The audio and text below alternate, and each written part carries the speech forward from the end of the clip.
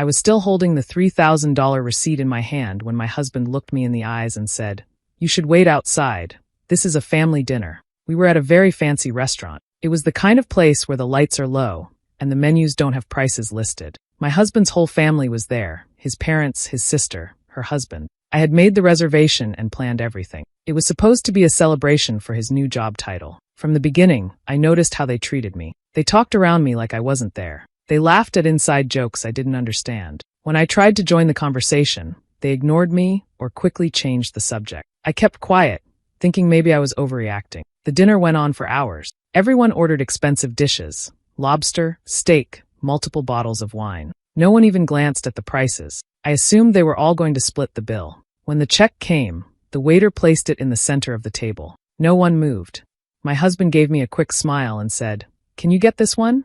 I forgot my wallet.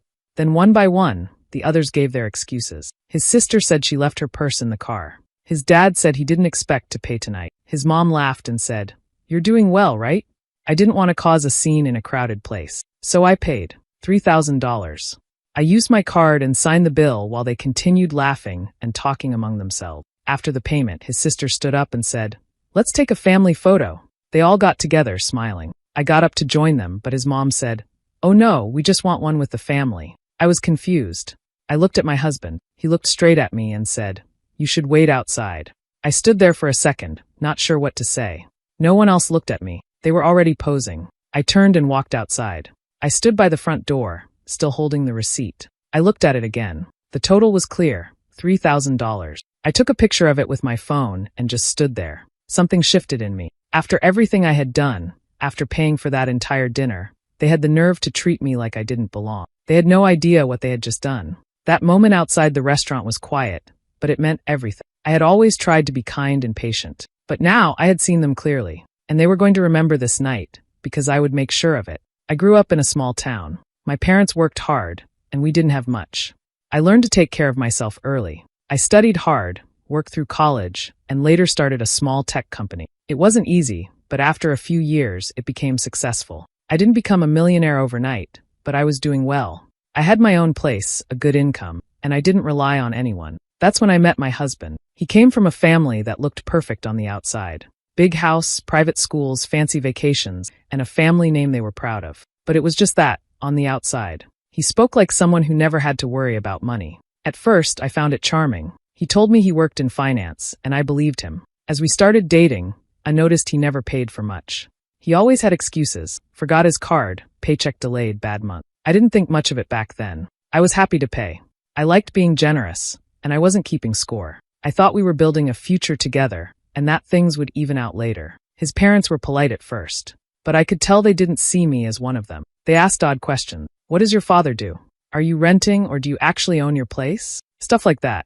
I brushed it off. I wanted them to like me. I wanted to be part of his world. After we got married, the truth became clearer. He wasn't doing well financially. In fact, he had nothing saved. His finance job was barely paying. He had credit card debt and no real plan. When I offered to help, he let me. I paid for most things: our apartment, groceries, vacations. I even helped with gifts for his parents and siblings. They thought he was providing, but really it was all coming from me. Still, I didn't say anything. I told myself it didn't matter. I believed love was more important than money. I believed that if I just stayed patient, things would get better. I wanted his family to like me, so I went along with things. I smiled when they made small jabs. I stayed quiet when they left me out of conversations. I let it go when they made decisions without me. I just wanted peace. But something changed after that dinner. It wasn't about the money. I've spent more before and didn't think twice. It was how they treated me, like I didn't belong. Like I was just there to serve a purpose. After everything I had given, they still saw me as less. That night, standing outside with that $3,000 receipt in my hand, I finally saw them clearly. And I saw myself too. I wasn't some lost girl trying to fit in. I had built my life on my own. I had worked hard to get where I was. I didn't need them, and I didn't need to prove myself to people who only saw what they wanted to see. They thought they had pushed me aside. What they didn't know was that they had just given me the reason to stop holding back. After that dinner, I couldn't stop thinking. My mind kept going back to everything I had done since we got married. I started writing things down. I pulled out bank statements, receipts, messages, anything that showed what I had paid for. I didn't plan to do anything with it. I just needed to see it all clearly. I started with the rent. I had been paying it every single month since we moved in together. He always said he would send me his half later, but it never came. I moved on to the car. We used mine. I paid for the gas, insurance, and maintenance. When something broke, I fixed it. Then I looked at the holidays. Every birthday gift, every Mother's Day and Father's Day card, every Christmas present for his family. I paid for all of it. I even remembered the time I bought his sister a designer bag for her wedding. He said it was tradition and that it would make a good impression. So I did it, even though I didn't know her that well. I added the honeymoon, flights, hotel, food. It was all me. He said his account was frozen at the time and that he would handle things next trip. There never was a next trip. I kept going. Little things too. Groceries, phone bills, repairs, clothes. All those times he said he'd get the next one, but the next one never came. I felt sick as the list got longer. I added it all up. In 2 years of marriage, I had spent over $70,000 keeping everything going. It shocked me. I hadn't even realized it was that much. I just kept giving because I thought that's what people in love do. But looking at it now, it didn't feel like love. It felt like I was being used. That dinner wasn't a one-time thing. It wasn't just about them forgetting their wallets or asking me to leave the table. It was part of a pattern. I had always been the one giving, and they had always been the ones taking. They just got bolder over time. First it was small things, then it was everything, and he never once stopped it. Not once did he say, "She's done enough." Not once did he stand up for me or say thank you. He acted like it was normal, like I owed them something. As I kept writing, I felt something change inside me. Not loud, not fast, just a slow, cold understanding. I had been blind for too long. I thought I was building a life with someone who cared, but all I was doing was funding a lie. They wanted to act like I didn't matter, like I was just the person who paid the bills and stayed quiet. But I was done with that. I wasn't angry in the way that makes you shout. I was calm, and I was ready. I didn't know exactly what I was going to do yet, but I knew this. I would never let them take advantage of me again. A few days after the dinner, I sat down with my husband and told him I was sorry. I said maybe I overreacted. I said I wanted to make things better with his family. I smiled, spoke softly, and played the role they expected from me. Inside, I felt nothing, but on the outside, I acted kind and calm. I told him I had an idea. A weekend trip. Just his family, at a beautiful cabin I would book. Somewhere peaceful, with a lake, nice views, and a big kitchen for shared meals. He looked surprised at first, then pleased. He smiled like he had won something. He hugged me and said that meant a lot to him. Soon after, I told his parents and his sister. They were thrilled. His mom said, "See? She's not so bad after all." His sister sent a message with a bunch of heart emojis. They acted like I had come crawling back. Like I had learned my place. I said they didn't need to bring anything. I would cover it all, food, gas, even some wine. I made sure they felt special. I called it a gift. Something I wanted to do from the heart. What they didn't know was that I booked everything under my name. The cabin, the rental van, the food orders, the boat rental, every detail. And I made sure the rental had certain rules. The booking was for a set time only. Access codes would stop working at checkout. The security cameras were set to alert me if anything was damaged. The rules were strict, but I didn't tell them that part. I let them believe they had full control. I planned everything down to the minute. I picked a cabin far from the city, quiet and private. I knew they would love it. I knew they would think I had forgiven them, that I was trying hard to fit in again. I acted excited. I picked out matching towels and even printed cute little welcome cards. I baked cookies and packed board games. Everything was perfect. I made it look like I was doing all of this because I cared. But it wasn't about kindness. It was about showing them what I could do and how easily I could take it all away. I didn't yell, argue, or bring up the dinner again. I let them believe what they wanted. I let my husband brag about how thoughtful I was. He said things like, "She really knows how to take care of everyone," and they all smiled. No one thought to ask how much it cost. No one offered to help. Just like before. That weekend was going to be the last time I played along. I wasn't going to explain myself or try to earn their respect anymore. I wasn't angry in the loud way. I was calm and quiet. But every move I made was for a reason. They had laughed at me after that restaurant bill. They had treated me like I was lucky to be near them. Now, they were walking into something they didn't even see coming. I had planned every moment to look perfect on the outside. But hidden in all the comfort, I left small clues. I made sure everything was in my name. I had backup plans for every detail. And most of all, I had a final step ready, something they wouldn't expect. They thought this trip was a gift. They were right. It was a gift, but not for them. It was a gift to myself. A quiet goodbye, wrapped in kindness, with a twist they wouldn't forget. The weekend finally came. Everyone packed their bags, full of excitement. My husband was in a good mood, smiling more than usual. He kept saying how great the trip was going to be. His parents and sister were ready too. They wore expensive jackets and sunglasses, acting like they were heading to a private resort. When we arrived at the cabin, they all stopped and stared. The place was beautiful, wooden walls, large windows, a view of the lake, and a hot tub on the deck. Inside, it was even better. The furniture was stylish, the rooms were big, and everything smelled like fresh pine and new wood. They looked impressed. His mom said, "Wow, you really went all out."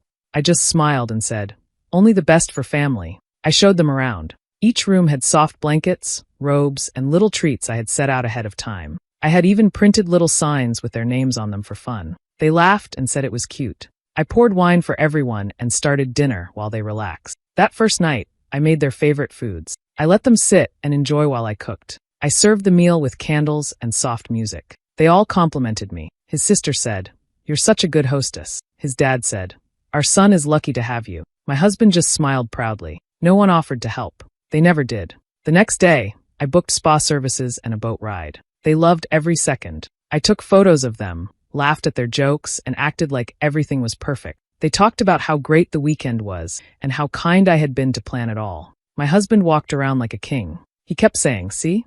She knows how to treat people." They thought I was back to normal. They believed I had let everything go. No one mentioned the dinner. They thought it was forgotten. I let them believe it.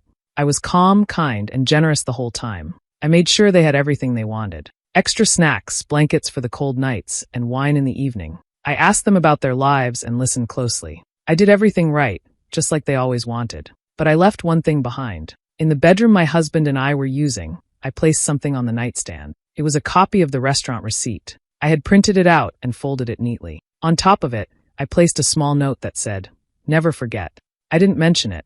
I didn't draw attention to it. I just left it there, like a quiet whisper. The weekend went on smoothly. They laughed, played games, and praised my husband. They kept saying how happy they were that I was finally acting like part of the family. But that one piece of paper sat in plain sight, waiting. The cabin was warm, the food was good, and they were relaxed. They didn't notice that something was different, that behind every kind word and thoughtful gesture, I was quietly watching. They didn't know the weekend was not a thank you. It was a message, and I had just begun. The weekend felt like it had gone perfectly. Everyone was full, happy, and relaxed. They had eaten well, taken hundreds of pictures, and soaked for hours in the hot tub. They kept saying how this was the best trip they'd had in years. My husband was especially proud. He acted like he had made it all happen. Every time someone praised the weekend, he smiled like he earned it. That last evening, they opened a few more bottles of wine. They sat in the hot tub, laughing loudly. His mom talked about planning another family trip. His sister joked that I should always be in charge of vacations from now on. They didn't know I was already finished with all of them. While they were sipping wine and floating in bubbles, I packed my small bag quietly. I had already placed everything I needed in the car earlier that day. I didn't slam any doors or make a sound. I left the lights off and moved carefully. No one noticed me walking out. They were too busy enjoying themselves. I got in my car and drove down the road to a little cafe that opened early. It was dark outside, but the cafe lights were warm. I ordered tea and sat by the window. I opened my phone and sent a short message to my husband. "The reservation ends at 7 a.m. tomorrow. Hope you brought your wallet." I turned off my phone right after that. The cabin had digital locks and automatic codes. I had set the checkout time myself when I booked it. At 7 a.m. sharp, the code would expire. The doors would lock. The alarm system would turn on. And since everything was under my name, no one else could contact the owner or get in. I sipped my tea slowly, watching the sun rise. I imagined them waking up after a long night of drinking. Wet towels on the floor, empty bottles on the table. Then someone would try to open the door to get fresh air or grab something from the car. But the door wouldn't budge. Panic would set in. They'd try all the doors, check the windows, search for the code. They'd look for me, but I'd be gone.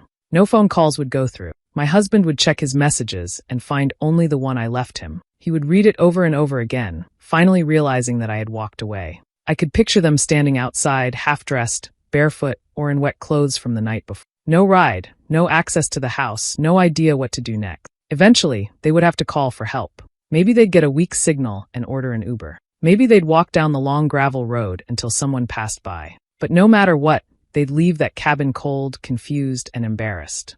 They had laughed when they thought I was weak. They had smiled when I paid the bill. They had rested while I worked to please them. Now they were standing in the mess they created, and I wasn't there to clean it up. I didn't need to scream. I didn't need to explain anything. They would figure it out on their own.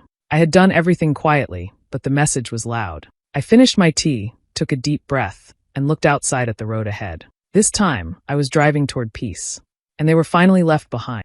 When I got back home after the trip, I didn't waste time. I already knew what I had to do. I walked into our apartment, looked around, and felt nothing. The place felt cold, even though it was clean and quiet. I had paid for every part of it, and now I was done. The first thing I did was open my laptop. I went straight to the bank's website and removed my name from every account we shared. I closed the joint savings account. I changed the passwords for anything that had my name or money linked to it. I also blocked him from using my credit cards, since he had copies saved on his phone. I didn't want him to spend another dollar that belonged to me. Next, I dealt with the car. It was under both our names, but I was the one making all the payments. I had paid the down payment, covered the insurance, and paid every monthly bill. I called the dealership and explained that I wanted to sell it back. They told me what I needed to do, and I handled it the next day. I didn't even tell him. He could figure it out when he went looking for it. Then I wrote to a lawyer. I didn't cry or hesitate. I just explained the situation and asked to start the divorce process. The lawyer responded quickly and asked for details. I had saved every receipt, every message, every payment. I had proof of everything I had done. I sent it all. But I wasn't finished. I made a list. Line by line, I wrote down every single expense I had covered since we got married. Rent, food, clothes, gifts, trips, bills, his personal spending, family events. I even added small things like streaming services, furniture, and gas. I added everything. Then I calculated the total. It was more than $70,000. After that, I added interest.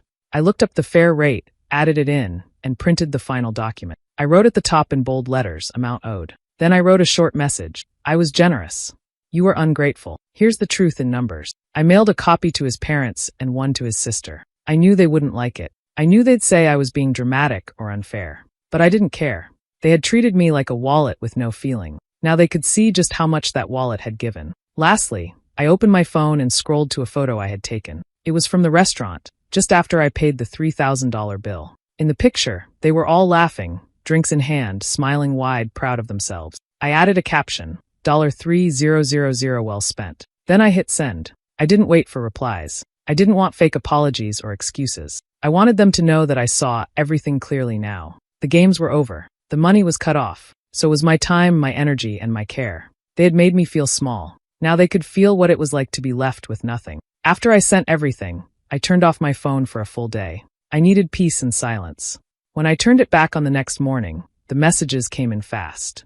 My husband had called over 10 times. He left long texts trying to explain. He said he didn't mean to hurt me. He asked me to come home and talk. He promised to fix everything. Then came the messages from his family. His mom left a voicemail saying, "You've embarrassed this family." His dad said I had gone too far. His sister wrote, "This isn't how you handle private matters." They weren't sorry for what they had done. They were just upset they got caught. None of them said thank you. None of them apologized for the money, the lies, or how they treated me. All they cared about was how they looked now that I had pulled away. That's when I decided to tell the full story, but not to them. I opened Reddit and wrote a post using a throwaway account. I didn't share names, photos, or any details that could link it to me directly. I told it like a story, how I paid for everything, how I was pushed aside at dinner after spending $3,000, and how they treated me like an outsider. I wrote about the trip, the exit, and the invoice.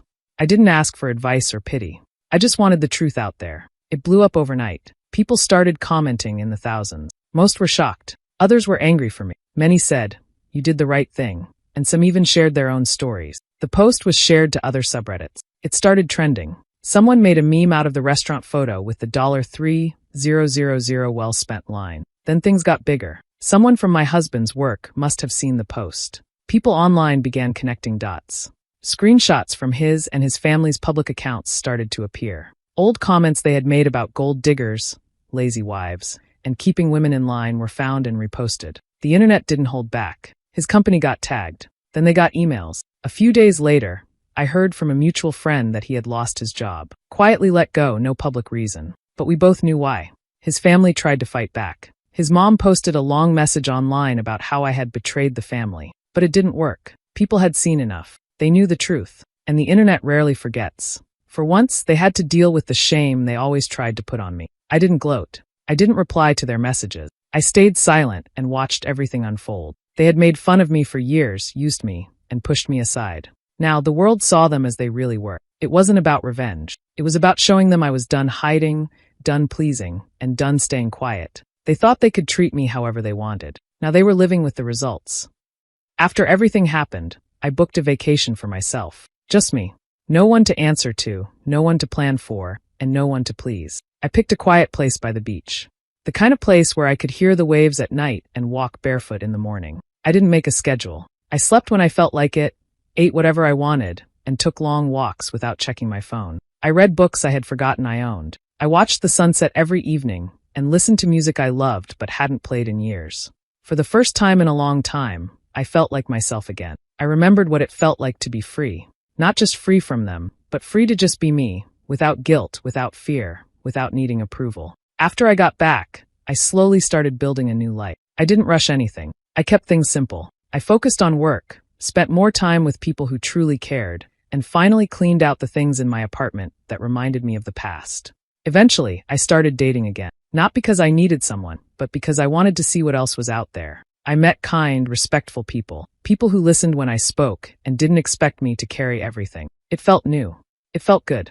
I also started doing things I used to love. I went back to painting, something I had given up during the marriage. I joined a weekend hiking group. I even started learning guitar just for fun. All the small parts of me that had been pushed aside slowly came back. And I welcomed them. I changed how I handled people too. I started setting boundaries, strong ones. I didn't let anyone talk over me. I didn't let anyone guilt me into doing things. If someone tried to take too much, I stepped away. I protected my peace like it was something valuable, because it was. The post I had shared on Reddit kept growing. Months later, I still got messages from strangers. Some said, "You gave me strength." Others said, "You're a hero." Many said, "Thank you for speaking up." It surprised me at first, but it felt good to know my story helped others. Some people sent long messages about their own lives. Women, men, even couples who had gone through similar things. They said reading my story made them feel less alone. That made everything I had been through feel worth it. One night, I sat alone on my balcony looking up at the sky, and I thought about everything. For years, I had made myself smaller to fit into their world. I had said yes when I wanted to say no. I had stayed quiet when I should have spoken. I had paid and given and waited, for love, for approval, for peace. But I had lost myself in the process. Now, I was done shrinking. I didn't need their world anymore. I had my own, and it was mine to shape freely and fully. I wasn't trying to prove anything now. I was just living, and that was enough. A few months passed. Life was calm and quiet, just how I liked it. Then one afternoon, I opened my mailbox and found a white envelope with fancy gold writing. I didn't recognize it right away, but when I opened it, I let out a small laugh. It was a wedding invitation from my ex-husband's sister. She was getting married again, and for some reason, had decided to invite me. Maybe she thought I had moved on and would forget everything. Maybe she thought I would feel honored to be included. Or maybe she just wanted to look good by pretending we were still family. The card had all the usual details: date, time, dress code. Then I saw the RSVP card. At the bottom was a space where you could write your dietary needs. I stared at that blank space for a long time. Then I picked up a pen and wrote just one simple line. "I don't eat with people who throw me out after I feed them." I didn't stop there. I went to my drawer and pulled out the clean, printed copy of the restaurant bill. The same one from the night I had paid $3,000 for dinner and was told to wait outside because it was a family moment. I had saved that paper, flat and perfect, like a quiet reminder of who they really were.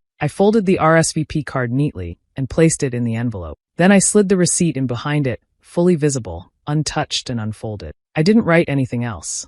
Just before sealing the envelope, I added one more note on a small card. It said, "They should have kept the receipt. I was always going to return the favor." Then I mailed it. I didn't wait for a reply. I didn't wonder what they'd say. I already knew. Maybe they would call me rude. Maybe they'd call me dramatic. But deep down, they'd understand exactly what it meant. That receipt was more than paper. It was a line they crossed, a moment they thought I'd forget. But I never did. They thought I was done. They thought I'd stay quiet. They were wrong. Sometimes, the best reply is silence with a message they'll never forget. And this time, it was their turn to feel small. Betrayal isn't the end. It's the start of your strength. Share this with someone who needs hope today. Like, comment, and follow for real-life moments of healing, self-love, and quiet courage. Your journey to peace and power begins now. You're not alone. Let's walk this new path forward together.